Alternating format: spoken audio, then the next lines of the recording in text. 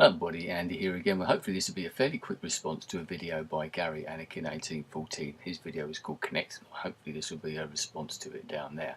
Briefly, what he was talking about there in part of the video was how he's lost connections with certain people. Sort of friendships have drifted away, and he's been reconnected with someone through the death of a father of someone, rather ironically, as to what I've been going through recently.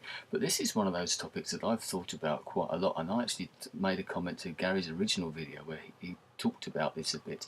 And how I feel about this is that we make friendships throughout our lives, and that our lives evolve and our friendships change and evolve throughout our lives. How many of us are still very good friends with those kids that we were at school at, or the people that we were in college with, or university, or even old work colleagues, work friends, etc. We move along, we make friends at each stage of our lives, and at that particular time, when we're kids, you have a best friend, and you think that friendship's going to last forever. Sometimes it does, but the vast majority of the time, it doesn't. And the reasons are the same then as they are for every other stage of your life. People move on, people move away, their lives change. Times obviously change throughout your lives when you reach those sort of milestones, those stepping stones of your life where things change. You leave school, for example, so you automatically lose touch with certain people. Yes, you might keep in touch with some of them from a short period of time, and then you drift away. Your lives change, your circumstances change. You meet new people because of your new challenges, the new places that you go to. If you carry on and go into a college or a university, you might even move away from your home, so you meet new people there, people that you'll be exposed to completely new different people, especially in an education setting. You'll be mixing with people completely different to the ones that you've met before, and that carries on the same with work, and you go into work, etc. And and even family, friends, etc. We always say that you can choose your friends, but you can't choose your family, but we still drift away from our families. We evolve as people. I know I've changed a lot in my life, and I'm sure everybody watching this can recognise that in themselves. So it's no surprise that we do actually drift away from people, and I think sometimes you have to recognise that, and you have to say, okay, that was a great friendship while it lasted, but we've moved away, our lives have changed. I can think of one very good example of a person I still am in contact with, but I haven't seen now for a number of years. A great friend of mine, someone that I grew to know in my sort of teenage years, and someone that we sort of came together, not as a couple, sort of, but as just as two friends, and someone I actually went and did a lot of travelling with. We didn't really know each other. We came from different backgrounds, but we hit it off as friends. Travelled across the world effectively, but then our lives changed. One of those big changes, apart from as I said, work, etc., is love, relationships, marriages. Now, how many of you out there can think of when you first got into a serious relationship, or even a not so serious relationship, when you first met that first girl or that first boy, or whatever? Your life changed, friendships changed, because there's that person's friends and there's your friends. Do those friends get on together? And there's that sort of balance there, or even the battle sometimes. And I can think of one in my life where my friends would say, no, you don't want to go off with her. Oh, no, you should be with me, or with this group. Now come down to the pub or something. You don't want to be going off to the cinema, or whatever it is with her. And there's that battle in your head, and you're thinking, am I losing friends here for a relationship that might possibly not continue? And in that case, didn't continue. Whether that was one of the reasons, you have to decide. And if you get married, that changes things completely, apart from inheriting a brand new family and all the problems, etc., that can bring you. There's new people that come along all the time. Children, Gary mentioned children in his video there, and how they change your friendships, your relationships with other people, absolutely, completely. Obviously, having children, having had two myself, it changes everything. You once again, you start to meet new people. When those children get older, some of those people you drift away from, because that common bond that you had when they were small kids has grown away. The kids are friends at a certain age, they drift away. We all have different interests. As I said, as we evolve as people, we change.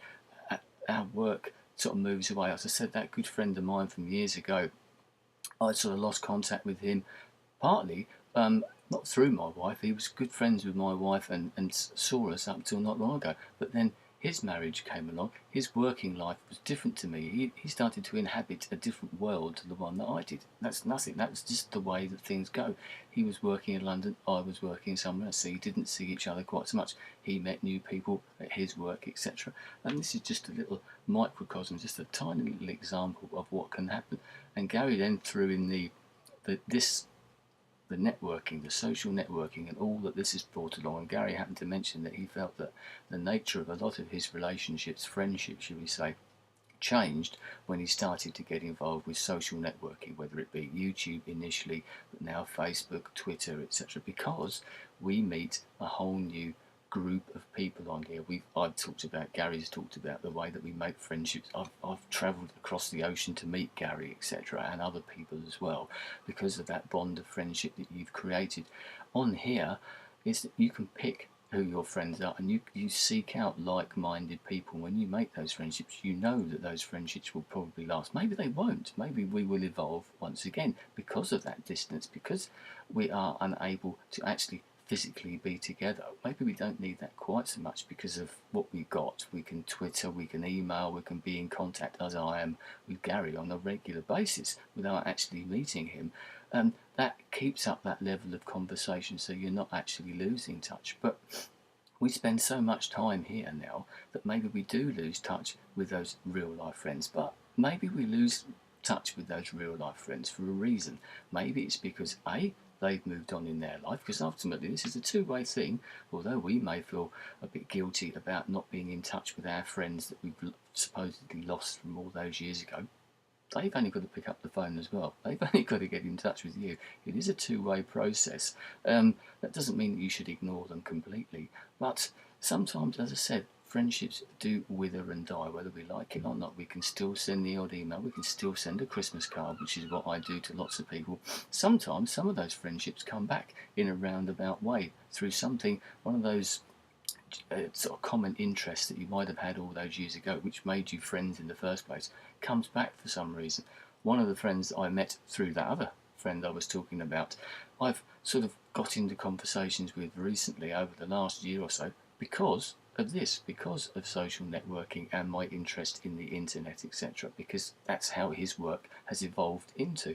So sometimes the whole thing goes round in a big circle, but ultimately we have the friends that we want to. And I'm a believer that what you need to do, especially the older that I get, and being older than Gary, considerably older than Gary and a lot of the other people around that I interact with here, I've learned that the older you get, you have to do what you want to do. Don't let other people influence you too much, because you have to live your life. And recent events has made me realise that even more, possibly than I knew before, is that you have to stand up for yourself, because it's your life that matters. Yes, of course, you need to take care and be aware of what's going on around you. I think of myself as a fairly compassionate and caring person. You can still be that, but you can still be in control of your life. Don't do those things that other people expect you to do just because they expect you to do them. If you don't want to do them, if you're not interested, have the balls to stand up and think, say, sorry, I don't want to do that anymore.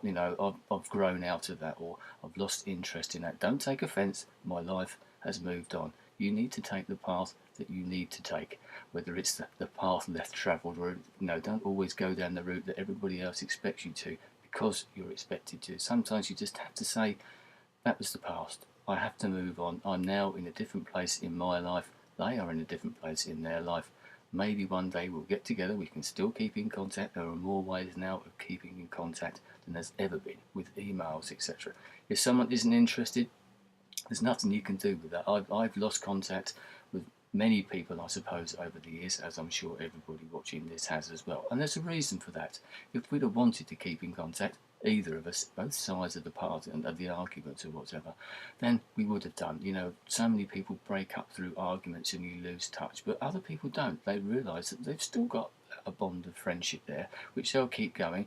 You might only see someone every so often, and quite often that's perfectly good enough. We can all probably think of friends that we've got who we might not see for a year, but as soon as we meet them, bang, you're straight back off where you were before. You don't need to see them any more than that. Sometimes seeing some people too much stifles it, because there are certain things there that you don't connect on, because ultimately we are all different. But as I said, the people that we meet here We choose to meet, we pick them out, and we only watch the people, we only get to be friends with people here that you want to be, I think. And I think that's the great difference. But not everybody understands this. We all know that.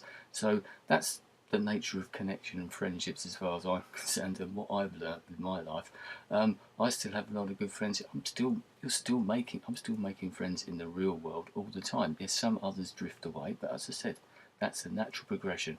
It's not something to necessarily feel guilty about, and don't think you should really feel guilty about it unless it's your fault. Unless if you want that friendship to still be there, no problem about it. You should do what you feel you need to keep that friendship going.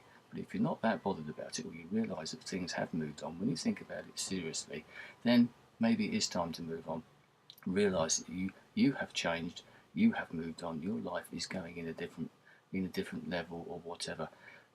Time will heal the things, or time will move on, and you forget about it all in the future. As I said, ultimately you have to do what you think is right, and as I said, increasingly I realise that's what you need to do. So anyway, thanks for your time. I'll speak to you again soon. Goodbye.